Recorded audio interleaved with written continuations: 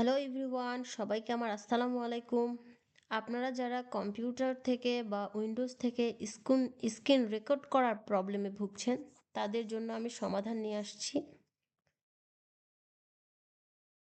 আপনারা খুব সহজেই কোনো অ্যাপস ব্যবহার না করেই কিবোর্ডের সাহায্যে বা উইন্ডোজের সাহায্যে শর্টকাট কিতে স্ক্রিন রেকর্ড করতে পারবেন।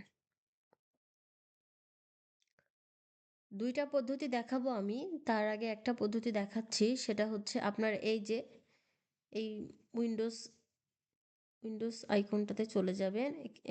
পিসি হোক বা ল্যাপটপ হোক,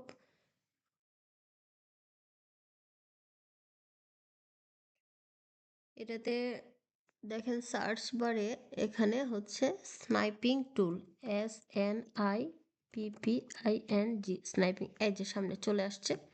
স্নাইপিং টুল দিয়ে সার্চ দিবেন। এই যে এটা হচ্ছে ক্যামেরা আইকন, এটা হচ্ছে ভিডিও আইকন। এটাতে টাচ করলে আমার অলরেডি স্ক্রিন রেকর্ড চলছে, সো এজন্য হয়তো আমি দেখাতে পারবো না।